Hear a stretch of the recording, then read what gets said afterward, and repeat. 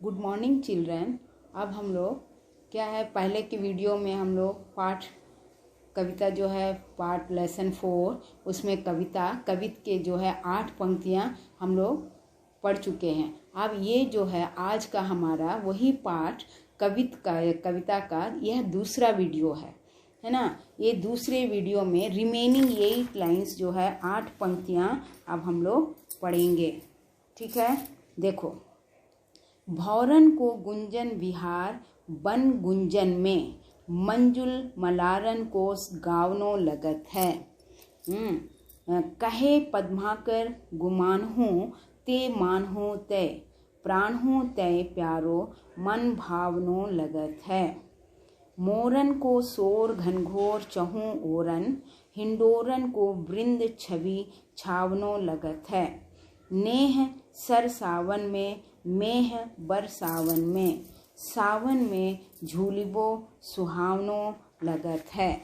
ठीक है, ये जो 8 पंक्तियां, अब इसमें क्या है कि प्रस्तुत ये जो 8 पंक्तियां हैं, इस कविता के कवि आप लोग को मालूम है ना, रचयिता पद्माकर जी हैं। वे रीति काल के सुप्रसिद्ध कवि हैं, है ना। वे कवित छंद के सुविख्यात कवि भी हैं। अब इस कविता में अब ये जो है पहले की 8 पंक्तियों में वसंत ऋतुओं के बारे में वर्णन किया गया है। अभी जो हम 8 पंक्तियां जो रिमेनिंग 8 लाइन्स जो हम पढ़े हैं, इसमें जो है सावन के महीनों का वर्णन किया गया है। कवि कहते हैं कि सावन के महीने में बाग बगीचों में भौरे गुंजार करते हुए भ्रमण करते हैं। भौरन को गुंजन विहार बन गुंजन में, यहाँ पर भौरन जो है भौरे यहाँ पर क्या करते हैं, सावन के महीने में बाग बगीचे में जो है भौरे गुंजार करते हुए भ्रमण करते हैं। गुंजार करना, गीत गाते हुए वे लोग घूमते रहते हैं। और तुम्हारा मंजुल मलारन को गावनो लगत है ना। तब लोग जो है मल्हार गाते हैं। मल्हार राग के गीत बड़े मनोहर लगते हैं, है ना। पद्माकर जी कहते हैं कि सावन का महीना जो है बहुत ही प्यारा, बहुत प्राणों से भी प्यारा होता है। देखो, प्राण हो तय प्यारो मन भावनो लगत है। मारन को शोर घनघोर चहु ओरन है, मोरन को शोर घनघोर चहु ओरन। तब ये जो है ये सावन का महीना जो है प्राणों से भी बहुत प्यारा लगता है, बहुत अच्छा लगता है यह महीना, और बहुत मन भावन भी लगता है। चारों ओर घनघोर मेघों को देखकर मोर नाचते हैं। मोरन को शोर घनघोर चहु ओरन, मतलब मोर जो है चारों तरफ घिरे हुए बादलों को देखकर बहुत खुश होता है और वो नाचने लगता है।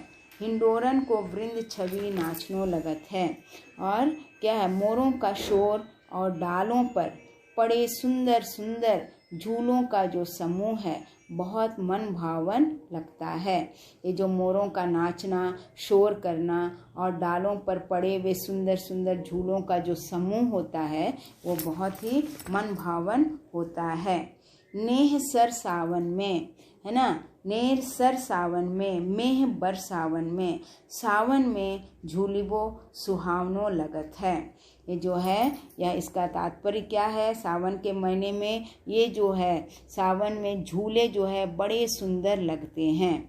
ठीक है, यहाँ पर क्योंकि ये जो है सावन का महीना बहुत ही अच्छा लगता है, चारों तरफ हरियाली रहती है और जो है ये भौरे जो है सभी झुंड में ये अपना गीत, वो लोग अलग अलग राग लेकर वे लोग गीत गाते हैं और लोग जो है मल्हार गाते हैं, है ना। इस तरह चारों तरफ का वातावरण बहुत ही मन भावन, बहुत ही सुंदर, सुखदायक होता है। तो कवि कहते हैं कि उसमें जो पहले पंक्तियों में जो उन्होंने वसंत के ऋतु में जो हमारे यहाँ वसंत में जैसा होता, वसंत के ऋतु कैसा खूब सुंदर हरियाली, है ना, पेड़ पौधे पशु पक्षी सब भी उसमें वर्णन किया गया है। अब इसमें जो है सावन के महीने के बारे में वर्णन करते हैं। और इस महीने में जो है चारों ओर प्रेम पूर्ण वातावरण रहता है और प्रेम सरसाने और मेघ बरसाने वाला यह जो सावन का महीना है बड़ा ही सुहावना लगता है। बहुत ही अच्छा लगता है। ठीक है, ये 8 पंक्तियाँ, ये इसमें पहले में वसंत ऋतु और दूसरे में सावन ऋतु के बारे में समझाया गया है। ठीक है बच्चों, अब पद्माकर जी के कवित्व भाषा, शिल्प और सौंदर्य की कसौटी माने जाते हैं, है ना। इनकी भाषा जो है बहुत ही सौंदर्य भी होता है कसौटी में। उनकी भाषा में एक अद्भुत उतार चढ़ाव युक्त प्रवाह देखने को मिलता है। उनकी भाषा जो है उसमें क्या है, एक अद्भुत उतार चढ़ाव, मतलब आगे पीछे उतार चढ़ाव, उनके मतलब सब उनकी कविताओं में भावनाएं, है ना। और वे अनुप्रास अलंकार के प्रयोग में सिद्धहस्त हैं। अनुप्रास अलंकार का भी प्रयोग इसमें हुआ है, जैसे भीर भौर, कविता में देखो है भीर भौर, छलिया, छबीले, छैल, छवि, छवे, वन, कुंजन, मंजुल, मलारन, शोर, घनघोर, है ना, छवि, छावना आदि। ये जो अभी जितना शब्द हम पढ़े हैं ये सब भी अनुप्रास अलंकार, तुम लोग को ये पहली बार समझाया गया अनुप्रास अलंकार किसे कहते हैं, है ना, और उनके कौन कौन से शब्द को अनुप्रास अलंकार कहते हैं। तो अनुप्रास अलंकार में एक बार देखो, जो पहला वर्ण बार बार हर शब्दों में जो है पहला वर्ण बार बार रिपीटेड, पुनरावृत्ति, मतलब हर वही शब्द जो वही वर्ण जो है पुनरावृत्ति उसका होता है, उसे अनुप्रास अलंकार कहते हैं। तो यहाँ पर ये जो वर्ड्स हम अभी जैसे हम पढ़े, भीर भौर, कविता में देखो तुम लोग, छलिया, छबीले, देखते जाओ, छैल, छवि, छवे, गुंजन, मंजुल, मलारन, शोर, घनघोर, है ना, ये छवि, छावना, ये सभी में जो है इसमें छलिया, छबीले, छैल में क्या हुआ है, अनुप्रास अलंकार, क्योंकि हर शब्द का पहला वर्ण, है ना, सेम वही वर्ण जो है हर शब्द में पहला वर्ण यही मतलब जैसे यहाँ छा आया, इसमें भी छा है, इसमें भी छा, रिपीटेड, पुनरावृत्ति, वही वर्ण जो बार बार उसकी आवृत्ति आती है, ये वही वर्ण की आवृत्ति बार बार जिस हर शब्द में होने पर उसे अनुप्रास अलंकार कहते हैं। ये अनुप्रास अलंकार के ही कुछ अनोखे प्रयोग इन पंक्तियों में भी दिया गया है। जैसे देखो यहाँ पर, है ना, औरे रस औरे रीति, है ना, यहाँ पर आ है, यहाँ आ है, यहाँ रस है, यहाँ रीति है, औरे राग औरे रंग, देखो किस ढंग से यहाँ पर अनोखा ढंग है कि नहीं, क्योंकि एक वर्ड इसमें फिर एक जंबल वर्ड में एक इसको हटा दिया गया, फिर दूसरा वर्ड, फिर दूसरा, इस तरह जो है हर शब्दों का औरे रस औरे रीति, फिर औरे राग औरे रंग। तो यहाँ पर कौन सा है, यहाँ पर अनुप्रास अलंकार में कौन सा आया है, यहाँ पर औ, यहाँ रा, फिर यहाँ औ, यहाँ रा, फिर औ रा, औ रंग, ठीक है, रा।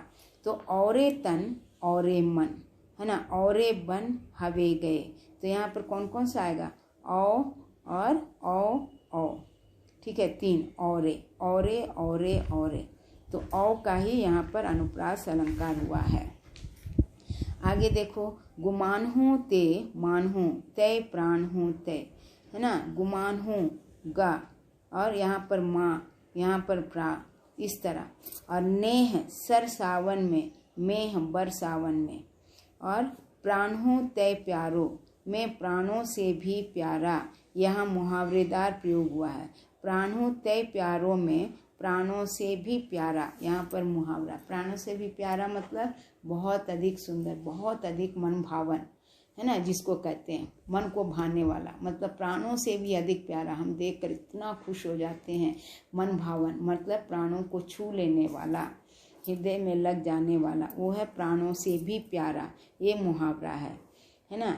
फिर यहाँ देखो, गुमान हूँ शब्द उर्दू है, शब्दावली लौकिक प्रयोग का उदाहरण, यहाँ गुमानो भी जो है ये उर्दू शब्द है, ठीक है। इस प्रकार हम देखते हैं कि उनकी भाषा जो है शिल्प और सौंदर्य की दृष्टि से जो है हर तरफ से जो है पद्माकर जी को श्रेष्ठ कवि माना गया है, इसलिए उन्हें, क्योंकि उनकी कविताओं में बहुत भावपूर्ण है ना, कविता में जो है प्रकृति का उदाहरण देते हैं, ऋतुओं का उदाहरण देते हैं, और पशु पक्षी जानवर हर इंसान के विषय में वे बताते हैं, और तुम्हारे ऋतुओं सब उन पर निर्भर करता है।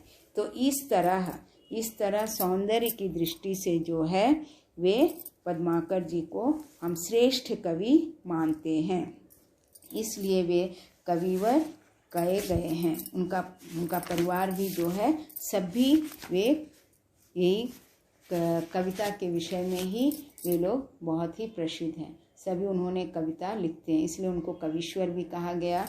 और यहाँ पर सभी जो है कवीश्वर के रूप में कहा गया है। और यहाँ सभी जो उनकी कविता, उनके दादा परदादा लोग सभी जो है इस तरह कवित्व के बारे में वे लोग सभी परिवार वाले सभी सदस्य कविता, इतने सुंदर सुंदर कविता लिखते हैं, है ना। इसलिए उनका नाम क्या पड़ा, बताओ। उनका नाम कवीश्वर पड़ा। तो आइए, तो अब हमारा जो है ये कविता जो है कवित्व, इसके बारे में आज हम लोग जाने हैं। हम असाइनमेंट देंगे, होमवर्क, उसको कविता को अच्छे से पढ़ो और उसके विषय में लिखो, उसके बारे में जानो। और हम